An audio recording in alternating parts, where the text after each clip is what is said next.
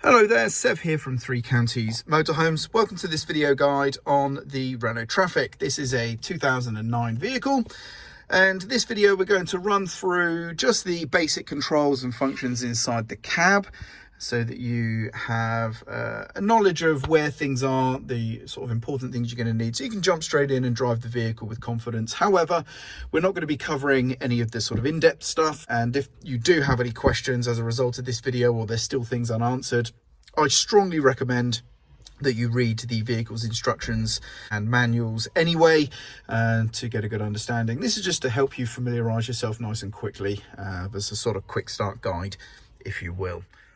Also, please do bear in mind that these vehicles do vary in specifications, so your vehicle may have more or less features than the features here on this subject vehicle, but just take from this video the information that applies.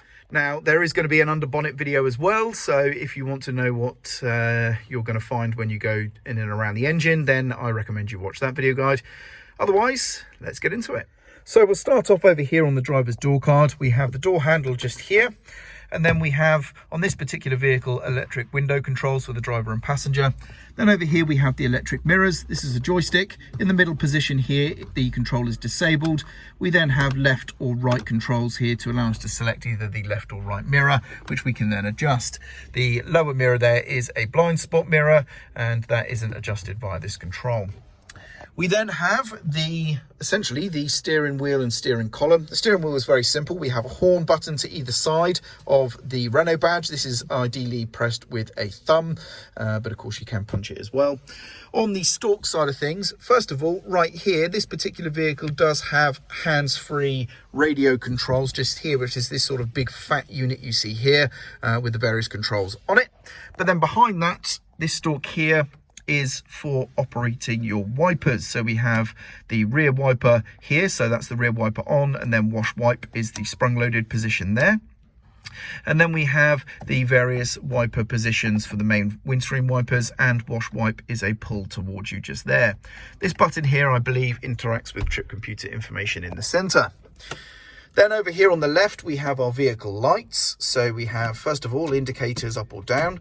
We then have two twist collars. The outer one here on the end is our main vehicle lights. So we have off, side lights and headlights. And then this one here is our fog lights. So we have rear fog light, and then we have front and rear fog lights on this particular vehicle as well. When you have the fog lights enabled here, you only need to have the side lights enabled in order for those to show, but with vehicle lights off, those lights won't come on. So basically, if you see the light controls there showing you that the lights are on, they are indeed on. When you flick the lights off here, you can see it does actually turn to just the rear fog light automatically there. So the next time I turn on, let me show you that again. So we're in the front and rear fog light position, we're on side lights, or we could be on headlights, but when we turn off, it turns to just the rear fog lights. So you have to manually turn on your front fog lights again, and I believe that's intended. For main beam, of course, by the way, it's flash that way, and toggle.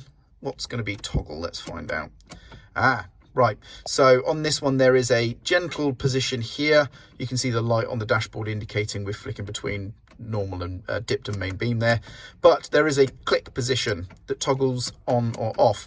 I strongly recommend that when you're flashing, you just do it gently, because it's quite possible that you could flash quickly and aggressively and actually leave it quite easily in the toggled on position.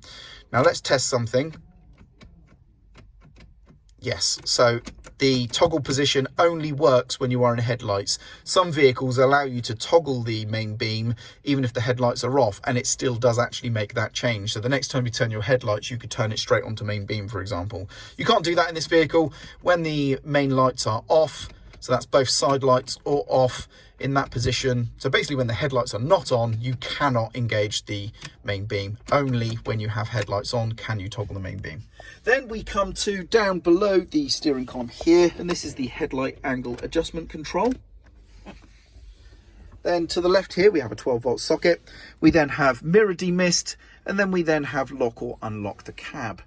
We have the entertainment unit in the center. And then down here we have the ventilation controls. We have temperature here, fan speed in the middle, fan position on the right, and we then have toggles for air recirculation and air conditioning on or off there.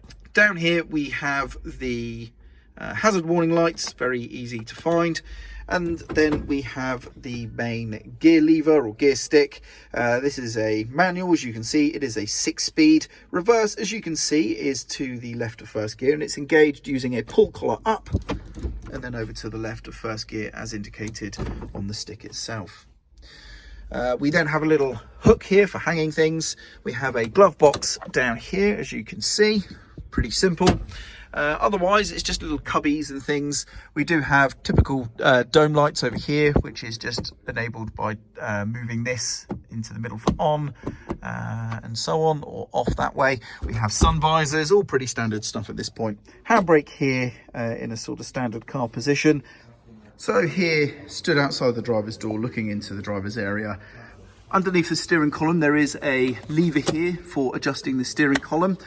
You only have adjustment up or down on the existing axis. There is no tilt.